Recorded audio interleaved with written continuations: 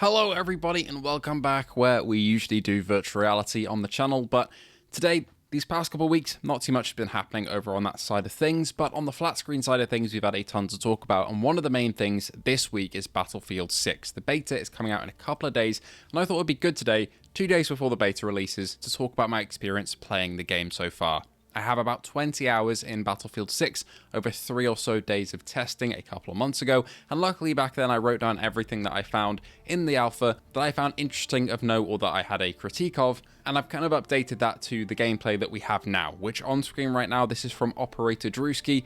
He very kindly on Twitter said that any creators can go through and use his footage in their videos if you played labs and want to talk about it, but don't have any footage as I can't show you mine, so thanks to Drewski, I can show you gameplay of Battlefield 6 here. So today I'm going to be going through everything that I feel like I want to talk about before we go into the beta, what I'd like to see adjusted for that beta, and then once the beta is released, I'll have another video up after that, talking through my feelings on the game. Again, usually VR here, but for Battlefield I'll make an exception because I truly love this franchise and want to talk about it at the release of a brand new game. We don't get that very often. Okay. After we thank our patrons and members, and you subscribe to the channel if you're new, let's get into this, shall we?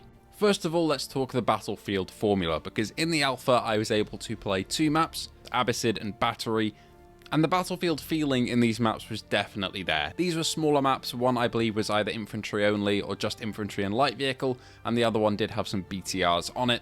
But overall, the feeling of the pacing of Battlefield from Battlefield 1 and 5, and even a little bit of 4, felt like it was in here. It wasn't really like 2042 where there's a lot of dead traversal time between objectives. There was constant actions with highs and lows and lulls and intense moments, but it felt a bit more natural than it does in 2042, which I'm a big fan of. The overall map design though is tight. In terms of how it's actually designed and constructed, I'm very positive about how the maps are feeling for Battlefield 6, and looking at the reveal and the gameplay that we have now, the maps are the same between the alpha and the beta it seems, and full launch, I assume. In terms of map design, there's a lot of destruction here, there are many lanes to go down, a lot of verticality in these levels as well, and there'll be a lot of nooks and crannies to explore as a player to really reward yourself with map knowledge. Every single Battlefield game has had this in terms of as soon as you learn where the power positions are, where you should and shouldn't go, that'll reward you massively a little later down the line, and it feels the same here. One thing I will say though is that I feel like these maps lack a certain something from what I've played so far, and I'll see if I feel the same way in the open beta, which I feel like I won't for the American maps because we have massive spectacles like seeing the Brooklyn Bridge in the background, but for these two at least, it felt like they were missing a point of interest, if that makes sense. For all of Battlefield 2042's flaws, and there were a lot of them, especially in map design, I felt like each map was memorable. The stadium in Hourglass, the rocket in Orbital, the massive ship in Discarded. There's a couple of examples here, and most maps have them. Even in Portal, the tower on Caspian Border. And I felt with these 2 maps over my 20 hours of playtime, I didn't really feel like there was a certain point of interest that I was really looking back to, even as of now. A couple months later, there's not a specific POI on the map where I thought, I really remember fighting over that. It was overall a great combat experience and I really enjoyed it, but it's missing a certain something.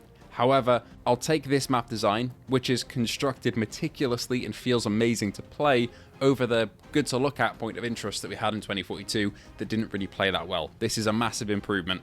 I just think the best of both worlds could be really cool. But again, maps are a massive improvement here and they've been designed incredibly well. There's tons of visual clutter everywhere in terms of debris, but enemies are still readable and still recognizable amidst all the chaos. I didn't find myself squinting at the TV like I do sometimes with Battlefield 5. Gunplay here felt incredibly solid. When I played, all of the guns, apart from a couple of the main choices for each class, had missing magazines, so the reloads looked a little bit goofy. But in terms of actual animations, they felt incredibly strong, even without the assets that were missing. And the gunplay itself feels really tight, with good visual recoil, but not awful spread where you feel like you can't control anything at all. The gameplay really rewards tap firing, and I'm a big fan of that. Over long distance, you don't want to be spraying a full mag dump at somebody, you want to be picking your shots, and it rewards that playstyle, which gets a big thumbs up from me. The time to kill is quite fast as well, which I felt was pretty good for this. It allows all players to be able to kind of fight back a little bit and get the jump on someone, and levels the playing field a little bit. I found some guns in particular in the alpha absolutely shredding other players, including the Chris Vector, but I can't really comment too much on that because I'm assuming the balance has changed going into the beta here. especially since in the creator beta we heard that the shotguns were incredibly overpowered and mistuned, so I'm assuming that'll be fixed as well. Vehicle handling throughout the alphas felt decent. For the BTRs and larger vehicles, they felt as good as they've ever been. A little bit closer to Battlefield 4 than 2042, I'd say.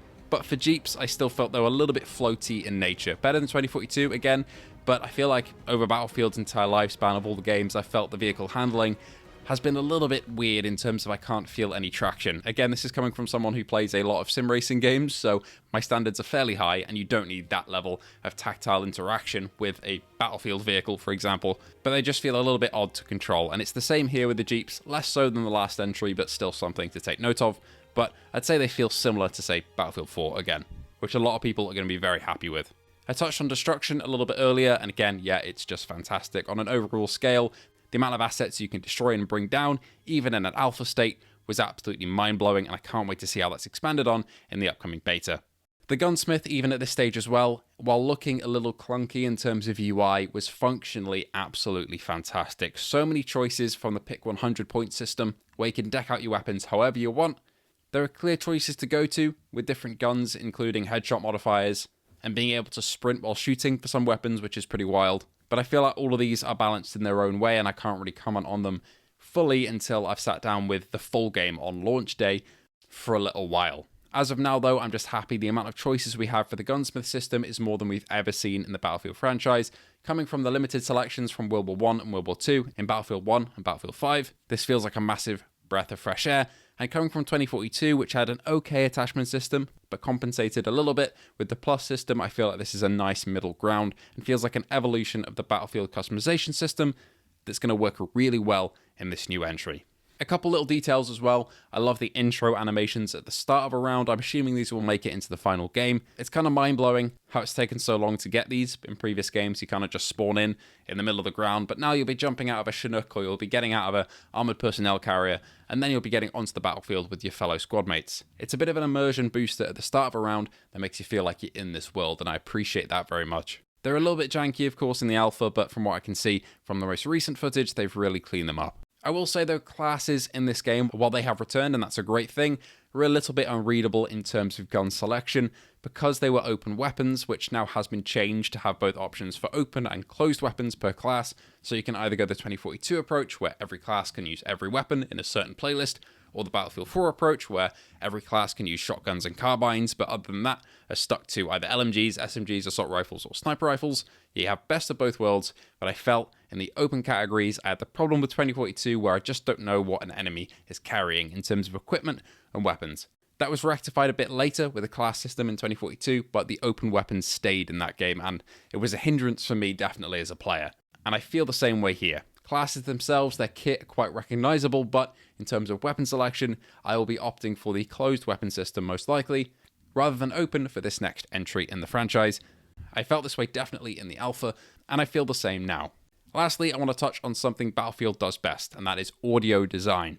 Even in the alpha state, the audio was next level, and as we've seen from the more current gameplay, it's absolutely fantastic. Sniper shots whizzing past you, shells going off in the distance, ambient sounds from battles going on in the skybox and around the map.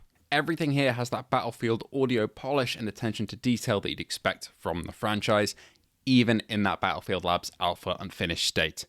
One thing that I didn't like, though, were the voice lines, which were really flat and definitely placeholder during my session, but I'm assuming those have been changed now as well. From the footage that I've seen, they're gone and replaced with all the voice lines from Battlefield 4, I think I can hear in some of these clips, and also brand new voice lines recorded for this game, which sound much, much better. If you have a surround sound 5.1 system or above, definitely blast it through that when you get the chance. Even if it's not your primary way of listening to shooter games like this, just do it when you get access to the game because it sounds spectacular.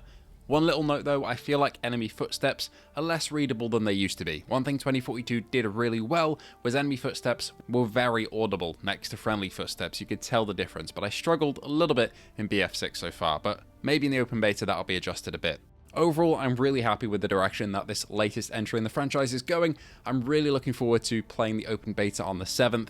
Let me know if you're excited for it as well. I know a lot of you usual VR viewers are excited for this one, same as me, so I'll see you on the battlefield when it launches. Thank you so much for watching. I hope this has given you a bit of an insight into the state of Battlefield 6 when I tested it a couple months ago, and I hope to see you all in the next one.